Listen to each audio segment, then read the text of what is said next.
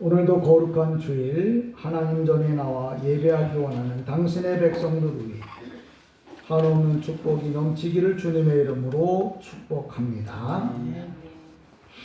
우리가 예배를 드려도 그렇고 무슨 일을 할 때도 그렇고 가끔씩 쓰는 말 중에 하나가 아이고 무드가 없다라는 말을 많이 씁니다. 무드가 없다고 하는 말, 또 남녀 간에도 부부 간에도 당신은 어떻게 무드가 없냐. 우리가 분위기나 느낌을 말할 때 이제 무드라고 그러는데 실상은 무드라고 하는 말이 뭐냐면 법이라는 뜻이에요. 법. 그러니까 네가 나를 사랑하는 법을 몰라서 이 분위기에 맞는 것을 몰라서 지금 올바로 행동하고 있지 않다는 거지. 여러분이 예배를 드려도 무드가 있어야 돼. 뭐냐? 하나님이 원하는 것을, 하나님이 기뻐하는 것을 찾아서 그 일을 내가 표현에 대해 줘야 하는 거예요. 그게 무드예요. 근데 이 무드라고 하는 말을 정확하게 이해하려면 하나님의 말씀을 알아야, 우리 옛말에도 그런 얘기 있잖아요. 야, 알아야 면장을 해먹지. 그래. 시골에서 면장이면 왕입니다. 그 지역에. 우리가 하나님 앞에 예배들을 드릴 때도 하나님이 누구신가? 그분을 알아야 내가 하나님 앞에 예배할 줄 아는 거예요. 그 사람이 예배에 대한 무드를 아는 사람이야. 법을 아는 사람이야. 오늘날 많은 사람이 사람의 기분은 잘 아는데 하나님의 기분을 몰라. 하나님의 마음을 몰라. 또 예배를 어떻게 드려야 할지도 몰라. 내가 부르는 하나님의 이름이 뭔지도 몰라. 그러면서 예배를 드려요. 오늘도 차를 타고 오고 가는데 집사님이 그러시더라고요. 목사님, 하나님의 이름이 뭐예요? 하고 물어보더라고요. 영감이 있어서 그런지 오늘 내가 준비한 걸 물어보더라고요. 그게 하나님의 이름이 야훼입니까? 라고 물어보더라고요. 여러분 라디오 같은 걸 들어보면 가끔 야훼라고 하는 말을 많이 듣고 또 특히 이 조용기 목사님이 야훼의 하나님이라고 얘기하는데 성경에 보면 야훼라는 말이 있지 않아요. 그런데 그 야훼라고 하는 말이 어디에서 나왔느냐면 우리는 정경이 히브리어라고 하면 라틴어, 캐토릭에서 그 야훼라고 하는 이름이 나와요. 그러니까 오늘 기독교인이 내가 하나님을 믿는 하나님의 사람이 하나님의 이름이 뭔지도 모르고 야훼, 야훼 이렇게 부른다면 나는 그거 합당하지 못하다고 그래. 그러니까 그런 분들은 무드를 모르는, 하나님의 법을 모르는. 여러분이 기독교인이라고 하면 여호와, 우리가 보통 하나님이라고 부르는데 히브리어 말로다가 뭐냐면 엘로힘이 하나님, 그분을 여호와라고 불러요. 근데 그 여호와의 그런 의미와 뜻은 뭐냐? 권능, 능력 이런 뜻이에요. 그러니까 내가 부르는 여호와 하나님은 권능이 있으시고 능력이 있는 분이라. 그러니까 내가 하나님을 올바로 안다면 그 하나님께 모든 것을 부탁할 터인데 하나님이 하나님이신 줄 모르니까 항상 내가 뭔가 해보려고 하는 거예요. 예, 오늘 이런 사람은 신앙에 대한 무드를 몰라. 아, 내가 인생이 힘들고 어려울 때 여호와, 엘로힘, 히브리 말로 엘로힘이라고 말하고 우리 성경에는 번역해서 하나님 여호와라고 이렇게 부르는데 히브리어로는 엘로힘이야. 그 뜻은 뭐냐? 그분은 권능이 있으시다. 능력이 있으시다. 그러니까 내가 부르는 하나님은 뭐예요? 권능도 있고 능력도 있고 창조주라는 거예요. 그러니까 내 인생에 힘들고 어려운 일이 있을 때 그 하나님을 불러 그 하나님께 모든 걸 부탁해야 되는데 하나님을 모르니까 부탁할 일이 없는. 지난 한 주간 동안에 목회자들과 수련회를 다녀왔습니다. 근데 중요한 건 뭐냐면 우리 마음속에 늘 하나님의 이름이 불려져야 돼요.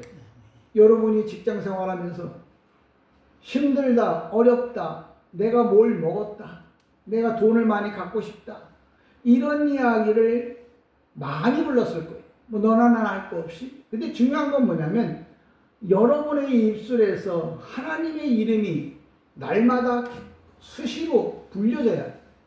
그런 사람은 뭐예요? 하나님을 믿는 사람이고 분위기를 아는 사람, 하나님의 사랑을 받을 수 있는 사람이라는 거예요. 여러분들이 오늘도 기억할 것은 내가 매주 주일 예배를 마치고 이제 집에 돌아가면서부터 여러분의 입술에 여호와의 이름이 항상 불려지기를 주님의 이름으로 축복합니다. 그 여호와 엘로힘, 히브리 말로 엘로힘 그렇습니다. 그 하나님은 능력이 많아, 전능하셔, 권세가 있으셔.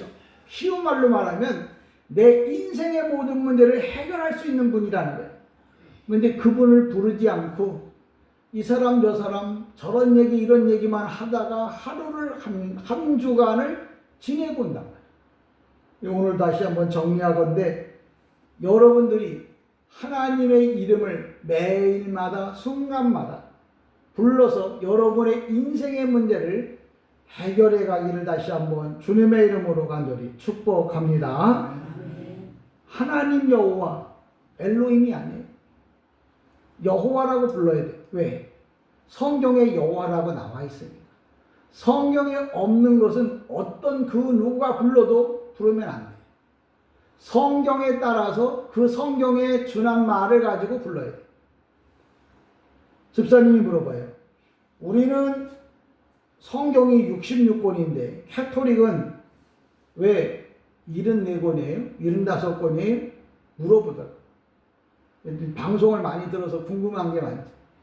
근데 우리는 정경이 66권이야. 구약 39권, 신약 27권. 근데 캐토릭은 75권이야. 왜? 성경에 보면 정경, 외경, 위경 이렇게 나눠져요. 정경은 성경이라고 말하래. 외경은 뭐냐면 참고하라고 써놓은 책이야. 유대인들. 위경은 뭐지? 거짓 위선 위자 써갖고 거짓말하는 책이야. 그래서 성경에 이렇게 세 가지로 나눠지는데 캐토릭은 66권에다가 외경을 성경으로 포함을 시켰어. 그래서 캐토릭에는 야훼라고 하는 이름이 나와. 캐토릭 성경에는. 근데 그걸 무슨 말인지조차도 모르고 이 기독교의 목사님들이 쓰고 계시다. 왜 모를까? 공부 안 해서 그렇죠. 저 여러분이 성경에 대한 이야기를 잘 이루시면서 그러니까 성경을 보고도 이게 무슨 말인지도 모르고 믿으면 무드가 없는 사람. 성경에 대해서 법에 대해서 모르는 사람. 그러니까 기껏 교회는 열심히 다녔는데 마지막 날 두고 보자는 거지. 늘 힘없는 사람이 하는 얘기예요. 넌 마지막에 보자고, 나중에 보자. 그러나 정말 우리가 다 모두 하나님 앞에 서게 될 것은 자명한 사실이에요. 근데 그때 저는 단언코 확실하게, 단언이란 말은 아니지만 분명하게 여러분에게 이야기합니다. 지금 성경에 기록되어진 제가 여러분에게 전해준 말을 정말 준행하고 지킨다면 하나님 나라에 가서는 절대 후회하지 않을 거라고 저는 확실하게 믿어요. 하나님의 말씀을 잘 기억하시기를 바라고 성경에 기록되어진 내용 중에 이런 말이 있어요. 뭐라고 말하냐면 3절에 이스라엘아 듣고 삼가. 이스라엘이라고 하는 말이 무슨 말인지, 삼가라고 하는 말이 무슨 말인지 그냥 모르고 읽으면 성경인 줄 아는데 실상은 그런 얘기가 아니에요. 이스라엘이라고 하는 말은 우리가 잘 아는 대로 야곱의 이름이잖아요. 하나님과 겨루어서 이겼다 그러는데 실상은 이 말을 바르게 의역하면 하나님과 겨루어 이긴 것이 아니라 하나님이 통치하신다. 그런 뜻으로 이해를 하는 게 더 좋아요. 이스라엘은 뭐냐면 하나님이 통치하신다. 하나님이 지켜주신다. 그러면 내가 이스라엘의 하나님 하고 어디 부를 때는 실상은 뭐냐면 하나님 당신이 내 인생을 통치해 주세요. 돈이 통치하는 게 아니고 환경, 시간, 건강, 물질이 나를 통치하는 게 아니고 이스라엘 그 하나님이 나를 통치해 달라고. 긴 기도 안 해도 돼. 이스라엘의 하나님 의미 알잖아요. 당신이 내 인생을 통치해 주세요. 당신이 나의 삶을 통치해 주세요라고 뭐예요? 여러분이 기도하시면서 살아가기를 다시 한번 주님의 이름으로 축복합니다. 뿐만 아니라 여기 삼가 그랬더니 삼가가 무슨 뜻이야? 삼가라고 하는 말이 히브리어로가 뭐냐면 샤마르타라고 하는 말은 뭐냐면 이런 뜻이에요. 삼가, 여기 보면 3절에 보면 삼가 그것을 행하라. 이 삼가라고 하는 말이 그냥 한국식으로 야 이거 하지마 그런 뜻이라고 말하면 안 돼요. 이 삼가라고 하는 말을 다시 재설명하면 원문에 이 샤마르타라고 하는 말은 뭐냐면 하나님의 말씀에 대해서 성도는 뭐예요? 마땅한 자세로 마땅한 말을 하되 좌로나 우로나 치우치지 마라 그런 뜻이에요. 삼가라고 하는 말이 쉬운 말로 말하면 하나님의 말씀을 올바로 듣고 좌로나 우로나 치우치지 말라 그런 뜻인데 삼가 그랬더니 하나님이 하지 말라는 말이야 이렇게 말을 하면 그 말을 못 알아듣는 거예요. 오늘도 저희 여러분이 성경을 읽으면서도 이게 무슨 뜻일까? 하나님의 이름은 뭐며 그 이름의 뜻은 무엇일까? 우리 성경에 삼가라고 그랬는데 이 삼가는 뭘 삼가라는 건가? 이런 것들을 여러분이 생각해 봐요. 이게 무슨 뜻인지 무슨 의미인지 알고 예수를 믿어야 한다는 거죠. 오늘도 보면 3절에 이스라엘아 삼가 듣고 그것을 행하라. 그리하면 내가 복을 받고 내 조상들의 하나님 여호와께서 너에게 허락하신 것 같이 젖과 꿀이 흐르는 땅에서 내가 크게 번성하리라. 쉬운 말로 말하면 하나님의 말씀을 올바로 듣고 그 말씀대로 살면 세상적으로 말하면 이 땅에서도 잘 먹고 잘 살 뿐만 아니라 하나님 나라에서도 뭐예요? 복 받고 살 것을 말해요. 근데 오늘날 많은 사람들이 하나님의 말씀을 삼가 말씀을 좌로나 우로나 치우치지 않는단 말은 뭐냐면 말씀대로 살아보려고 애를 써야 되는데 내 생각이 앞서는 거야. 내 기준, 내 지식이 앞서는 거야. 그 얘기는 뭐냐면 하나님 앞에 받을 복이 없다는 거야. 여러분 이 땅에서 내 생각대로 살면 살수록 뭐예요? 예루살렘에서 여리고로 내려갈 때 강도 만난다. 이 강도가 뭐냐면 정관사가 없어요. 무슨 얘기냐면 세상에 힘들고 어려운 일들이 내 삶에 계속 찾아온다. 그럼 예수 잘 믿는 사람은 안 찾아오면 아니요. 똑같이 올 수 있어요. 그러나 주님 뜻대로 사는 사람에게는 언젠가는 그 주님으로 인하여 복을 받겠지만 내 생각대로 사는 사람은 끝없이 고난을 겪고 힘든 어려운 일을 겪게 된다는 거예요. 어쩔 수가 없어. 어쩔 수 없죠. 근데 그 어쩔 수 없는 그 길을 가면 끝없이 어쩔 수 없는 삶에 떨어질 거고 지금 힘들어도 주님이 원하는 길을 찾아간다면 똑같이 힘들어도 언젠가는 뭐예요? 하나님께서 복을 주신다. 네가 알아? 네가 알기는 성경에 뭐라고 그랬어요? 네가 하나님의 말씀대로 좌로나 우로나 치우치지 않고 그 말씀대로 살면 복을 주는데 어떻게 주느냐? 젖과 꿀이 흐른다고 했어요. 이 젖과 꿀이 흐른다는 말은 다른 말로 말하면 유대인에게는 유목민이잖아요. 그러니까 하나님께서 양이 뭐예요? 계속해서 새끼도 많이 낳고 계속해서 자기의 자산이 불어날 수 있도록 이렇게 해주겠다. 야곱이 아버지를 떠나서 삼촌 라반의 집에 갔을 때 빈손으로 갔어요. 근데 야곱이 힘들고 어려웠지만 하나님의 말씀대로 살았을 때 그가 다시 삼촌의 집에서 돌아올 때 양이 두 떼나 되었다는 말은 어마어마한 부자가 돼서 왔다는 거예요. 성경에 기록한 대로 살았던 사람들을 성경에서 보여주잖아. 근데 우리는 그 사람은 그 사람이고 나는 입장과 형편이 달라. 그래서 딴소리하고 앉아있으면 그 사람은 자기 기준대로 살았기 때문에 하나님께 받아야 할 복을 뭐예요? 못 받고 살아. 지금 내 눈에 보이기에 지금 잘 되는 것 같아도 끝까지 하나님이 여러분을 지켜주시는 바 은혜가 있기를 다시 한번 주님의 이름으로 축복합니다. 이스라엘아 삼가, 이 말은 뭐냐면 하나님이 통치하는 사람은 좌로나 우로나 치우치지 않고 힘들어도 어려워도 하나님의 말씀대로 살라는 거예요. 안식일을 기억하여 거룩히 지키며 너는 나의 이름을 쉬지 않고 부르라고 성경에 말했잖아요. 근데 내가 그걸 안 했다면 좌로나 우로나 치우치는 거예요. 여러분이 좌로나 우로나 치우치면 세상 사는 사람이나 나나 동일하잖아요. 그래서 내가 좌로나 우로나 치우치지 않기 위해서 그들보다 더 힘들지만 날마다 하나님의 이름을 부를 것이며 이스라엘의 하나님을 찾아야 된다는 말을 오늘도 성경을 통해서 설명하고 있습니다. 이 말씀을 여러분이 들으시고 하나님의 은혜가 임하기를 주님의 이름으로 축복합니다. 그냥 지나가는 상식으로 여러분 들으세요. 캐토릭에 보면은 신부가 등을 이렇게 흔들죠. 연기가 푹푹 나잖아요. 그거 왜 흔드는 것 같아요?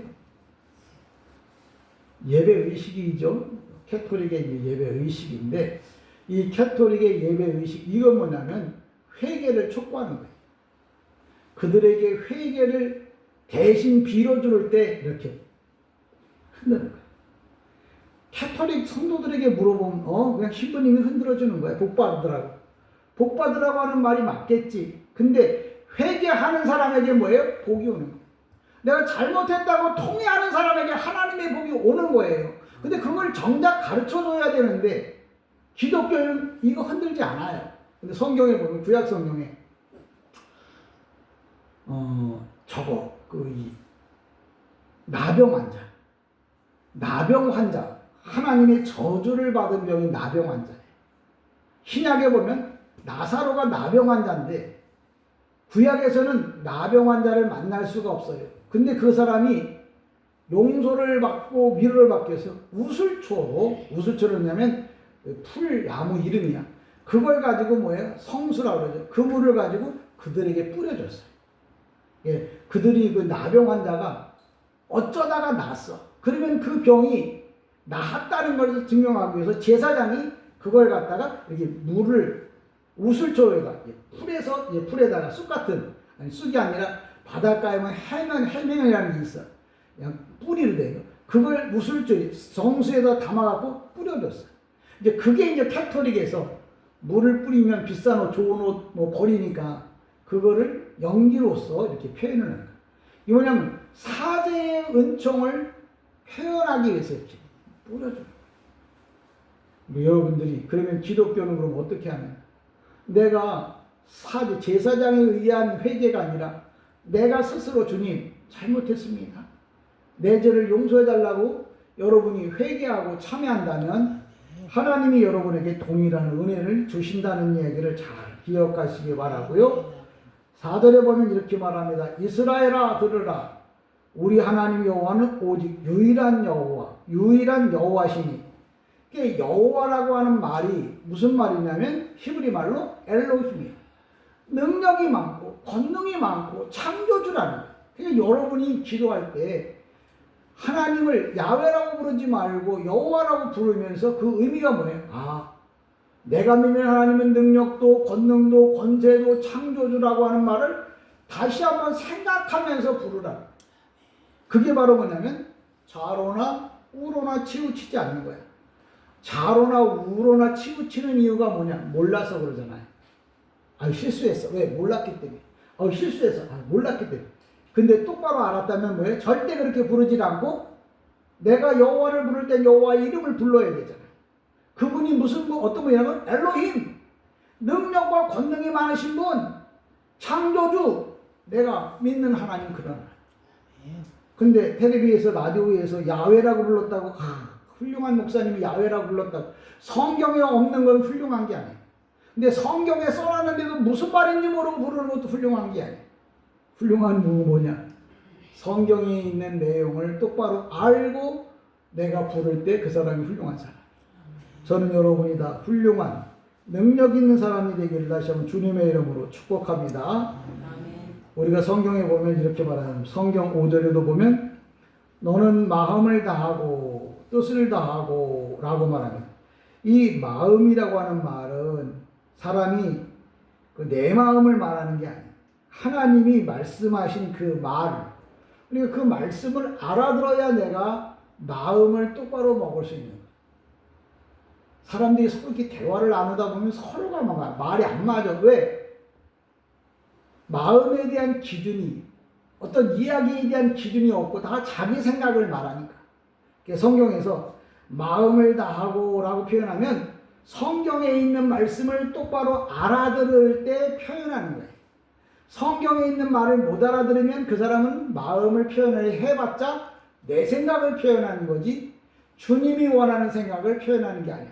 그러니까 내 생각을 표현했다면, 내 생각을 말했다면 좌로나 우로나 치우치는 거지. 근데 주님이 원하는 말을 했다면 그 사람은 올바른 마음을 표현한 거예요. 저와 여러분이 온전한 마음, 올바른 마음을 표현해낼 줄 아는 이런 신앙으로, 믿음으로 서기를 그럽니다. 너는 하나님 여호와를 사랑하라. 우리가 보통 하나님 여호와를 사랑한다고 하는데, 야, 사람이 말이야 양심껏 살아. 이 양심이라고 하는 말도 기준이 뭐냐면 두 마음을 갖고 살지 말라, 그런 뜻이거든요. 야, 너 양심껏 살아. 뭐 착하게 살라는 말로만 알아듣는데 실상 양심이란 말이 뭐냐면 두 가지 양심이야. 두 가지 마음인데 하나님이 원하는 마음으로 살라고. 근데 그거를 내 생각에, 인간의 윤리에 맞게 살라고 생각하는 것처럼 말한단 말이야. 그러니까 여러분은 양심껏 살기를 주님의 이름으로 축복합니다. 양심껏 살라고 하면 하나님의 뜻이 뭔가를 알아야 양심껏 살 수 있잖아. 양심이라는 건 두 마음 중에서 하나님의 마음과 세상의 마음이 있어. 하나님의 마음과 사탄의 마음이 있어. 그럼 이 두 마음 중에서 내가 양심껏 살아야겠어. 그럼 어떻게 해야 되느냐? 이 양심 중에 하나님이 뭘 원하는지 그걸 알아야 내가 양심껏 살 거 아니야. 양심껏 살라고 하는 게 윤리나 도덕을 말하는 게 아니라 하나님의 뜻대로 살라고 하는 거예요. 그러니까 제가 이야기를 하면, 설명을 하면은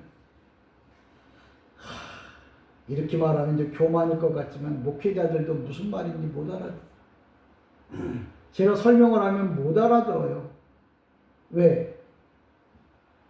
알아들을 수 있는 책들을 봐야 되는데 알아들을 수 있는 책들을 안 보고 자기가 보고 싶은 책들만 보니까 나오는 얘기가 다 그런 얘기.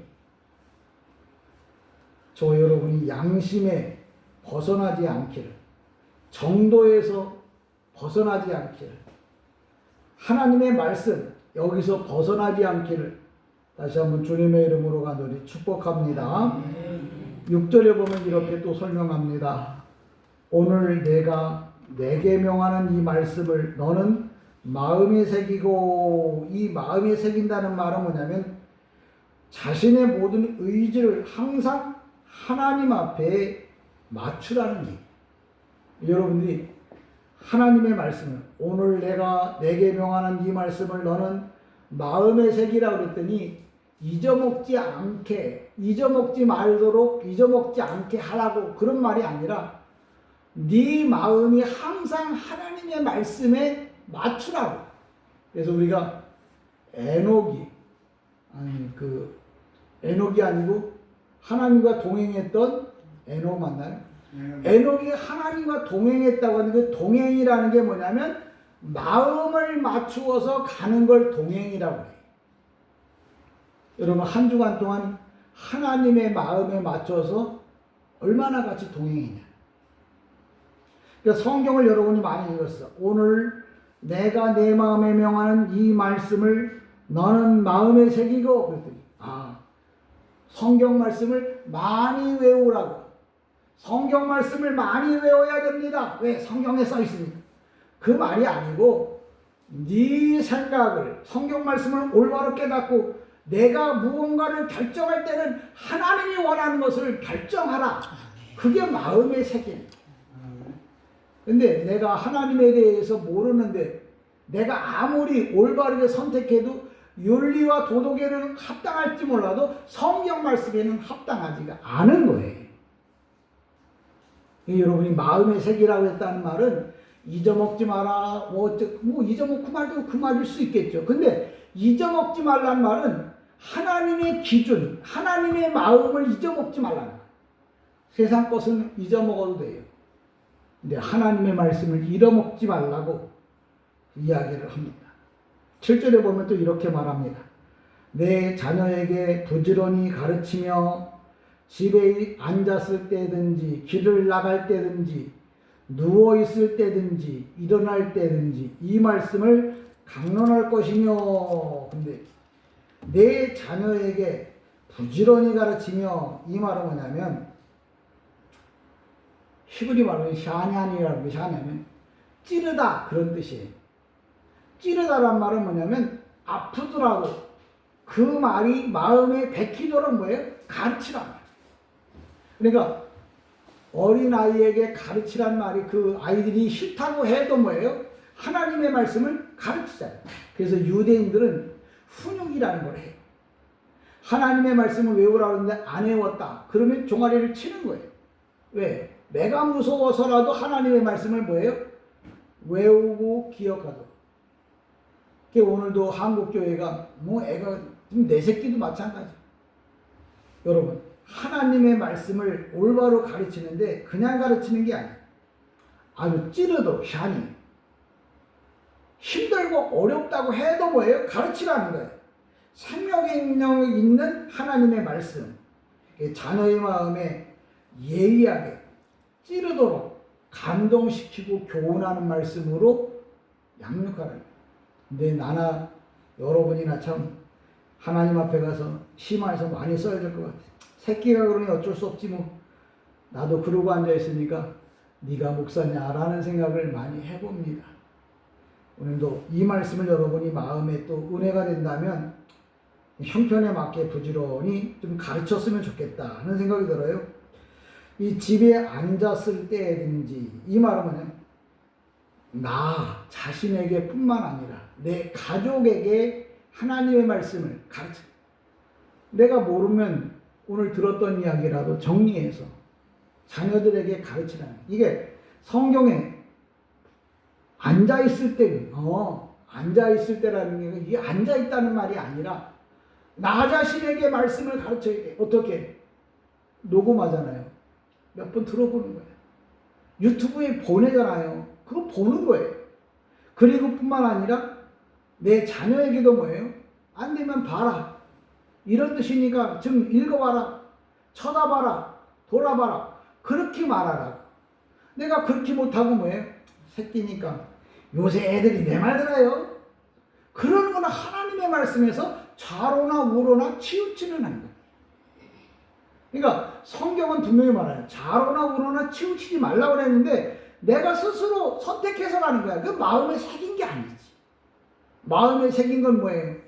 힘들고 어렵다고 하도 뭐예요? 가르쳐야 한다. 왜?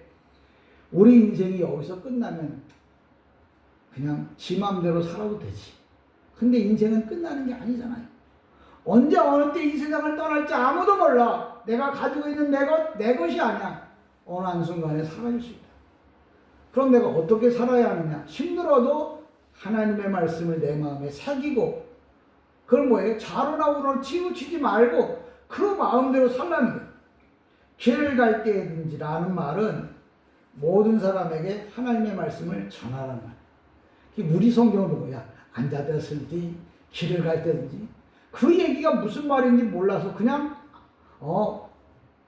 그러면 안 돼. 왜? 이런 말은 다 히브리 성경에는 그게 뭐냐면 네가 길을 간다는 말은 뭐냐면 계속 전도한다 그런 뜻이에요.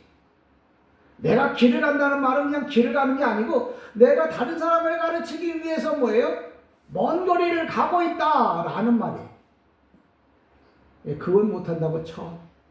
그럼 앉아있을 수는 있잖아. 나 자신이 하나님의 말씀을 알아듣도록 애써야 되고 이 말씀을 자녀들이 알아듣도록 가르쳐야 하는 거예요. 그래야 그 사람이 마음에 새기는 거예요. 그러니까 그 사람이 그런 길을 가야 한다고 이야기를 합니다.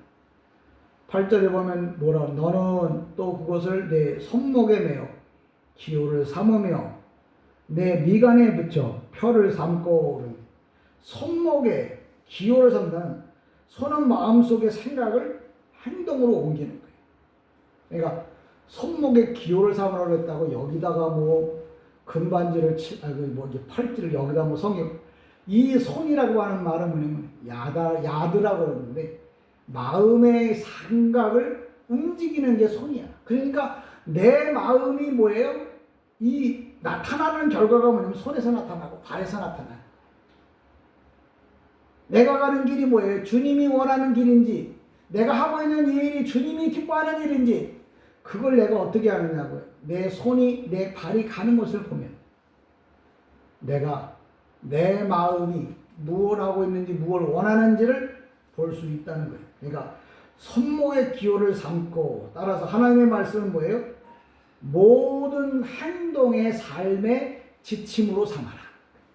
손목의 기호를 삼으라고 하니까 여기다가 뭐 문신을 하라는 얘기가 아니라 네가 마음에서 나오는 거니까 네 모든 기준이 다 뭐예요? 하나님의 말씀에 맞게 살아라. 그 말을 손목의 기호를 매며 이렇게 표현하는 거거든요. 근데 이런 말을 알아듣는 목사님도 없고 많이 없고 그걸 듣는 성도들도 많이 없고 내가 어제 되게 아파 죽을 뻔했는데 하나님이 기도하셔서 내 병을 고쳐주셨습니다. 할렐루야. 그렇다고 안 아프고 그렇다고 안 죽어요. 어차피 인생은 아프다가 죽는 거예요. 아나씨, 에노씨, 병들다. 인생은 어차피 병든 몸으로 와서 병든 몸이 죽을 수밖에 없는 몸이 병든 몸이죠. 그러니까 이 몸이 오래 못 가고 죽어요. 근데 중요한 건 뭐냐면 죽으면 끝나는 게 아니고 내 안에 있는 영혼이 지옥 안 가고 천국 가야 한다는 거예요. 여러분이 신앙생활을 하는 거예요. 뿐만 아니라 미간에 붙여 표를 삼고 미간은 사람의 그 지정의를 표현해요.